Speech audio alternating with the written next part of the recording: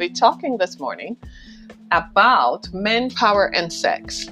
And I'm not thrilled to actually have this conversation. This is not something that I'm actually looking forward to talking about. This is not something that I find myself want to talk about because it's disturbing. Men, power, and sex, in the sense that when someone accuses someone of rape, that's a very serious thing.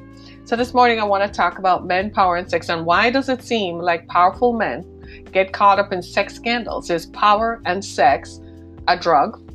Is money, power, and sex a drug for powerful men?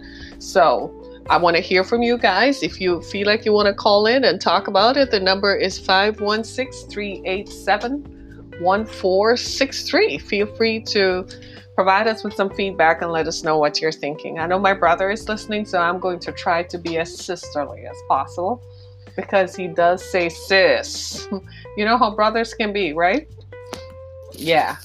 He's very encouraging and so on, but he will just say sis. And I don't want my brother at any time to feel like he has to say sis, right? Yeah. And my children listen, my daughters listen, but you know how daughters can be. They're gonna support you, but they're also the kind of children who will say, nah, no, mom, that was not on.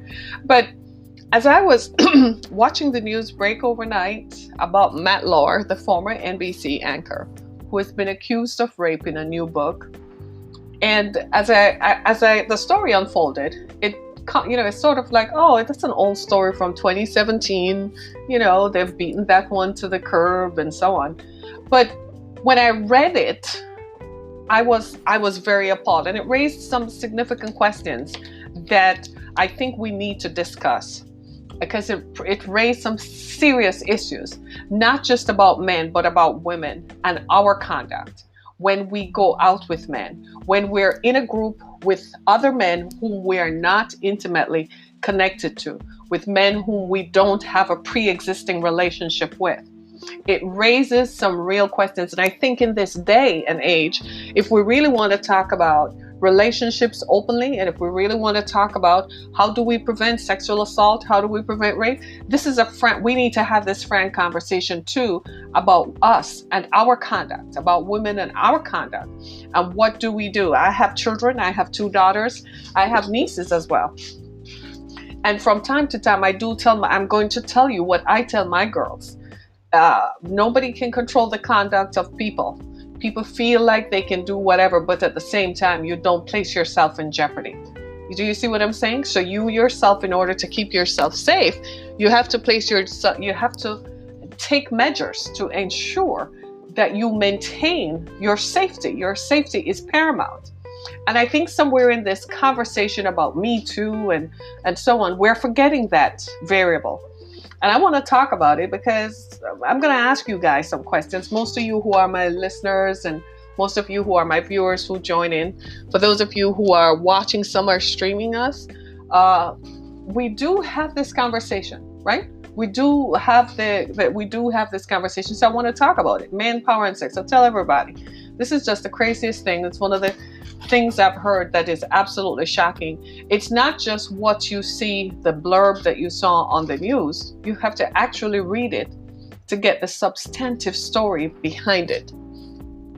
Just craziest things. I want to do a couple of things first. Remember to download Apple Podcasts. Apple Podcasts comes with your iPhone, but in Google, on your Android phones, it doesn't. On your Android phones, you literally have to download Google Podcasts. Right? So go in your Google Play Store, look for Google Podcasts, download it, and subscribe to my channel. It's Down to Earth with Harriet Kimmick. Make sure you download and subscribe and listen to our other shows. We do know that you're listening. Thank you for your support. If you have already done so, continue to listen. We talk about a variety of issues that impact all of us in our daily lives. We encourage and motivate and inspire. Yes, we do all of that. So we are a fresh new sound on the airwaves, right? So we've been doing podcasting for some time now. It goes back over 10 years. So we're still on Blog Talk Radio, as well as I dare say they're the pioneers in podcasting. It was a new idea. People couldn't even believe it back then. But we're still here. So make sure that you tune in to us. We're on Anchor FM, Spotify, Apple, Google, Overcast, Radio Public. We're on a variety of podcast platforms. So make sure you tune in, right? So this story that's circulating in our daily newsfeed, since this morning, about Matt Lauer, the rape allegation that has surfaced about Matt Lauer. And I believe there's a statute of limitations on rape, but the rape did not occur in the United States, so it's not something that's prosecutable because it didn't occur here in the US. It occurred in another country, and there was no police report filed in that country, so you can't prosecute something that didn't happen here, right? So she could bring a civil suit against him, but not a criminal suit. But still, the allegation, though, does raise the specter of questions. And that question I'm asking is power and sex a drug for powerful men? And I pause there because I know you're going to nod and say yes, right? But as I read the story, a couple of things came to mind. Mike Springer is on my YouTube channel. Mike, chime in just a little bit. I want a man's perspective on this. I want to hear what you guys think, because I'm a woman, so I can't think like a man, right? So I don't know what it is like to be a man, to walk around in a man's body with a man's mindset and to think like a man.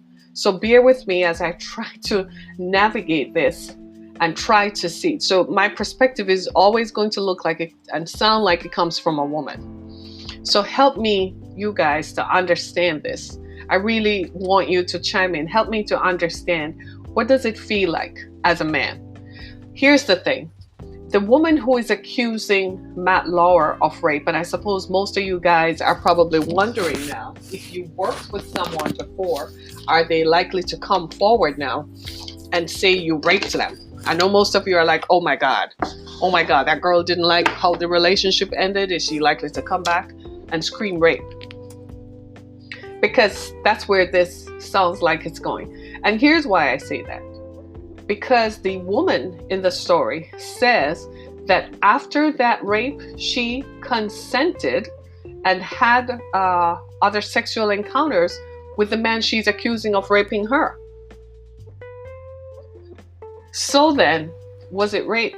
Because in rape is forcible, violent sexual contact. Nobody has sex with their rapist and has a sexual relationship with their rapist and consents to it. That's a different thing. She admits to, if you read the story on Variety, she admits to it. It's a new book that's coming out written by a guy named Ronan Farrow, the same guy who wrote the story about Harvey Weinstein that started the Me Too movement. He first brought the story to NBC, Ronan Farrow, because he worked for NBC, and NBC did not want to publish a story on Harvey Weinstein, obviously because Harvey Weinstein was part of the Power Club, right? So they weren't going to publish a story. So he took the story to the New Yorker magazine instead, who published the story without fear or favor, published it. And it is alleged that Harvey Weinstein hired a group, an investigative firm called Black Cube, and we're all looking at each other like these things are not conspiracy theories. These things actually do exist in certain circles. It's an investigative firm, and they persecuted this reporter, Ronan Farrow, and tried to shut him up and to dissuade him from publishing the story against Weinstein. But he did anyway, which caused this explosive Me Too movement that just kept going and going and going, right? So he also, the same guy, Ronan Farrow, was at NBC when the story about Matt Lauer first surfaced there. According to the woman who has now come forward to say she's the person, this incident happened at the Winter Olympics in Russia in 2014, right? This is why I tell you all, do not envy anybody for what they have, because while Matt Lauer was on TV, and you all men probably sat there and said, look at him, I wish I could be like Matt Lauer. He's good looking, he's powerful, he has all the money, he gets all the perks of the job. And you all probably were sitting there not knowing that the night before he anally raped someone. Don't envy anybody for what they have, right?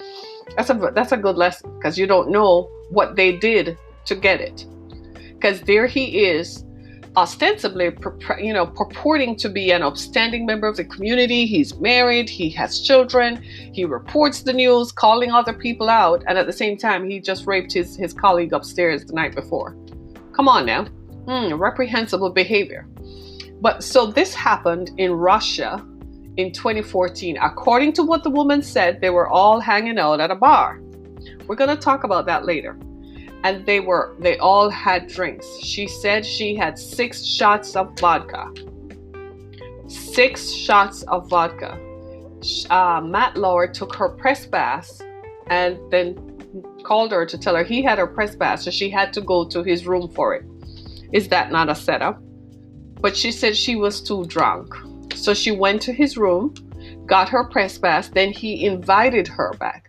What she's actually saying is that because he was in a powerful position to her, she had to comply with his wishes. So if he invited her to go to his room, she had to keep her job. That's the power, right? So she went back to his room because he invited her. When she went back, he had on his t-shirt and a boxers. He was ready for action, wasn't he? Yep. He had his t-shirt and boxers on, pushed her on the bed, and flipped her over and forcibly, anally raped her. She said at this point, she was crying and she kept saying no, and then she stopped saying no. And it describes in detail what happened, After that, she left the room and she bled for days. When they got back to the States, she told someone, she told one of the other people there. 3 years later, this happened in 2014. 3 years later, so she was a producer. Imagine being raped by your boss the night before, and the next morning you have to still work for it. The next 3 years later, she told Meredith Vieira, who told her to get a lawyer, and she went to NBC executives, detailed the story, but she did talk about it to other people. So she said it was not unknown. In fact, they even made fun of her in group meetings and, when they had to discuss how they were going to, deal with it's work. It's a work environment. Imagine that. 3 years later, when she told Meredith Vieira said, get a lawyer and go to NBC HR. And that's when Matt Lauer was fired. In the intervening 3 years, though, she said she initiated sexual contact with Matt Lauer. She says she's not proud of it, but she initiated it. So you guys are saying, so was it rape then?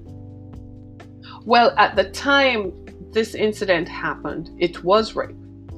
But why would you choose to pursue a sexual relationship with a person who sexually assaulted you? That's very troubling. That's troubling for me. And it casts aspersions on the credibility of the witness, the credibility of the story as to was it really rape? Do you see what I'm saying? Did you at any time provide implied consent? Now, she says that it was rape because it was forcible, violent sexual contact that she did not initiate, so that's why it was rape. And to be truthful, everybody, rape victims rarely ever come forward. Okay, we know that because many of you, if you were to go, and I'm talking to men right now, if any of you were to ask your sisters or your girlfriends or your ex-girlfriends or your female friends, your mom, your aunt, right? Your nieces, and God forbid your daughters, if they have ever been sexually assaulted, and sexual assault is consent, sexual assault, touching, kissing, grabbing, pulling without their consent, you would be appalled at the answers that you would get. You'd be shocked to find out that people will say, how many of your female relatives would tell you that so-and-so? You'd be shocked. You perhaps would find yourselves strapping your guns and arming yourselves with your AR-15 ready to, go do something, because you're going to be shocked at even who they tell. And I suggest that you ask, just so that you will have some a basis to know that when women like myself talk about this, that we're not way out in left field somewhere. I suggest that you go and ask your female relatives, your daughters, your nieces, your aunts, your sisters, your girlfriends, your wife, your ex-wife, right? Your ex-girlfriends, somebody whom you knew in high school, whom you're still friends with, a female friend. Pick up the phone, text them and ask them. Or you're in a group, just hug them and ask them. Just tell them, just say to them, I'm your uncle, I'm your brother, I'm your friend, I'm your ex. Just tell me if this ever happened to you. You are going to be shocked. Because you're not going to believe what women will tell you about how common and pervasive sexual assault is. You're even going to be shocked when people after 10 years will come and tell you that they were raped and gang raped in college. Sexual assault is very common, right? I have folks who listen to me, so I can't tell their stories, right? But it is not uncommon for people to come forward years later and tell you they were gang raped in college. Okay, I can't go into details because she might just be listening, right? But here is the thing. The question I want to ask is this. When is it consensual? And when is it rape? Because this woman says that he forcibly raped her in Sochi, Russia. So that's a whole other country. There was no police report filed, so there's no credible basis for us to believe what she says. It becomes he say, she said. And whose story are we going to believe? Are we going to believe hers or his? Now, within the context that she said this happened, she had had 6 shots of vodka. So she was in no position to give consent. So I just want to say this to all women everywhere. Would you all just stop drinking, getting stone cold drunk around men you are not intimately involved with? For the love of God. Could we stop that? So many times we place ourselves in abject danger when you insist on getting stone cold drunk in a bar that you don't know where you are, you don't know yourself, you don't know if you're coming, going, and then you have to rely on other people to take you home. Why would you give up the power and control of yourself to others, and then you wake up the next morning and you don't know what happened? That's what happened to this woman, and in so many other cases, it's what happened. Tomorrow we're going to talk about a story about a bridesmaid who was raped by the groom the night before the wedding. She too was stone cold drunk. In this story, the woman says she was so drunk she had to be walked, right? So she was drunk, so she had no ability to provide consent. But why? So when you're having the conversation with your daughters, your nieces, your female friends, I need you to tell them, when you're out in public and you're out publicly with others, socializing, do not drink until you're stone cold drunk. It just does not make any sense, because inevitably it leads to what? Impaired senses, impaired driving, definitely. And you have no control over what happens. You don't know because you are not in control. Somebody else has to hold you up. There was a story, I think it was earlier in the spring, of a young woman who left a bar at 2 a.m. and she ended up on the wrong side of the highway. She took the wrong ramp, ended up on the wrong side of the highway, and in a head-on collision killed a wife and a child. A family were in a car driving to Michigan. She killed the wife and the daughter and left the man and his son, the man even had a heart attack the other day, still trying to recover from the death of his family. He was the coach at a college in Milwaukee. Can you believe that? That's how dangerous it is to get so stone cold drunk you don't even know where you are. And this is the part of the Me Too movement where perhaps I digress just a little bit, because I'm looking at it objectively as a woman, and I'm looking at it also as I don't drink because I refuse to get drunk where I don't know myself. If I'm going to get drunk, baby, I'm doing it in my own home. I'm probably going to stay in my bedroom so I don't have to walk up and down the stairs, right? But I'm definitely not going to do it in a public space where I'm not able to control myself. I'm going to get so drunk that I can't control myself, that I don't know if I'm here, there, or anywhere, and I have to rely on others. In an era when ladies, why? We're in an era when we are so aware, and I know I'm not going to be popular, and you're going to, she just doesn't like having fun. Well, you're in your 20s, so you don't know danger.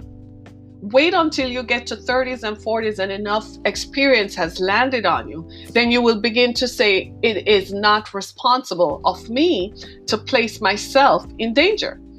It's the same thing I say when when my daughter went to college, I told her, don't walk in groups. Don't walk at nights.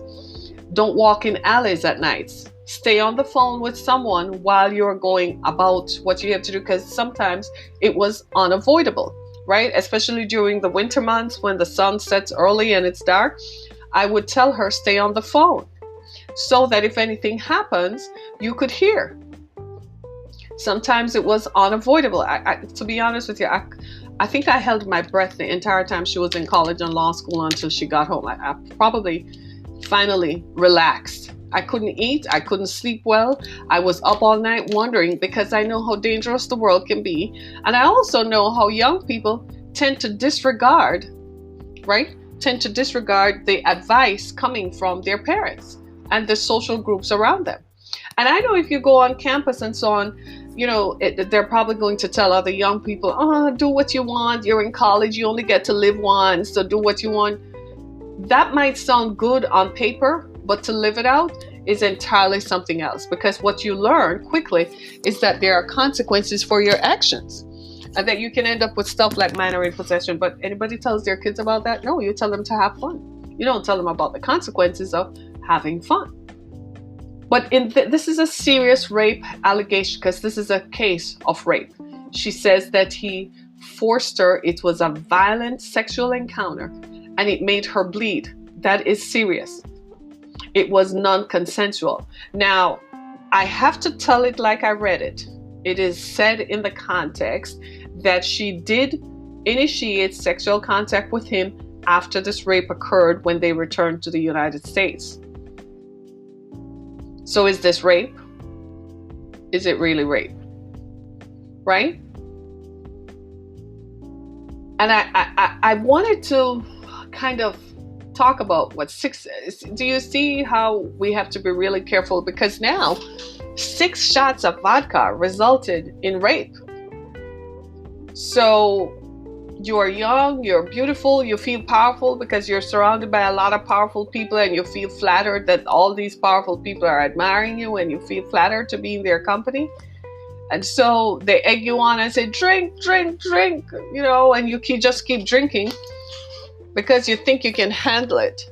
So if they told you to smoke dope, smoke whatever, you do it. If they told you to sniff, would you do it too? Where is your own sense of danger, right? Now, this is Matt Lauer, just to know, he no longer works for NBC. It's an allegation of rape, but it didn't happen in this country, so there is no... But now it makes men wonder. Should make all men wonder. The women you have had sexual encounters with, can any of them come back and say you raped them? Now you have to examine your sexual relationships and govern yourselves accordingly. So now, as for men, you can't just have sex with women randomly anymore, because you don't know, especially women who are subordinate to you, and even your neighbor, your wife's friend. You govern yourself in such a way that you are never alone in a room, so that anybody can't say that you touched them inappropriately or whatever. You don't know what people can say, right? So now you're forced now to be aware of your circumstances, and to be compliant with traditions now, and with prevailing current traditions, which say that as a man you have to govern yourself according to the now standards of the society, which dictate that you should not be alone, and you should make sure you obtain consent prior to engaging with a woman sexually, because you just never know if it will not come back as rape. or an allegation of rape. So for all you touchy-feely men, some of you know them, you have friends who are. Some of you won't even allow some of these people to come around your daughters or nieces or your wife or girlfriend. Some of you are, you know who they are. They're kind of touchy-feely. They like touching and rubbing up against people and grabbing and eyeing. Be careful of those people. Those are the ones who will get an allegation of rape because they don't have boundaries. They think that women's bodies are just available to them, and if they feel like touching, then they should be able to do so. And that's not a good fit at any day or time. It's never a good fit, right? But what do you think? Do you think this was rape? I mean, she had 6 shots of vodka. Now, she was powerless, right? She was rendered inoperable and powerless by her inducement of vodka, right? So she imbibed enough alcohol that she was powerless. So that clearly, you would admit that clearly is rape. But why on God's green earth did she continue to have sex with him afterwards? In some cases, even in front of others, she initiated sexual contact. Now, you guys know, you're men, women initiate sexual contact. Do you always say yes? I don't know. You're a guy. I don't know what men do. I don't know how to think. I don't know how men think when it comes to that. I don't know. Right? But suffice it to say that you now have to govern yourselves more auspiciously and circumspectly, because anyone can come back and say anything. Now, she's alleging, though, that there was a power hierarchy. And in the hierarchy of their power structure, he had the power. So if he told her to come to his room, she felt that her job was on the line. She had to comply. Nobody's going to argue with that, because these things do happen. When you don't do what powerful people say, they have a way of distancing you and turning it down because their egos get in the way, right? We all know that. So that part of it is not true. That part of it is not untrue. But the rest of it, the initiating of sexual contact after that, she says that it was purely transactional. She did it so she could keep her job. No woman can ever not. I read a story some time ago about a woman who was married, and her boss took advantage of the fact that her husband wasn't working. He knew her husband wasn't working, and she had to work to support the family and to provide the health insurance. And the boss would not stop forcing her into a sexual relationship. She had to comply. So just so that she could keep her job. And she eventually had to leave the job. She came clean and told her husband, and she had to leave. Why she left the job? Because of what was going on. She couldn't deal with it anymore. Do you see what I'm saying? And this is why I say, all of us, you need to have this conversation with the women around you. If you find that your wife cringes when she has to go to work, or if you find that a boss, a male authority figure where she works, is always trying to initiate contact with her. He calls her after hours, reminding her to do something, right? Or texts her after hours. You need to start watching that and know it to her, depending on how she reacts, she's probably going to freak because she's aware that something is wrong with it and she's trying to deal with it. But it's the way in which you approach it gently. One guy I know said that he was in bed with his wife one night, and her boss called her after 10 to discuss his travel arrangements for the next day, to ask, because she was his administrative assistant, to ask if she had secured his travel arrangements at a hotel while he was in bed with his wife. He said he listened, and he said the next day he got the man's email and emailed him and told him he was going to have his wife sue him for sexual harassment if he contacted her again. The man fired the wife and paid her a good severance, because he saw a lawsuit coming. But he said he knew as a man that where that was going to lead was eventually she wouldn't have a choice but to do what he said. And he said, as a man, this was my wife. I couldn't lay in bed as a man hearing my wife talking to her male boss late at, after work is done, to talk about something that clearly could have waited until the next day. This is why I'm saying it's time for us to have these open conversations with our spouses. Ask questions. And ladies,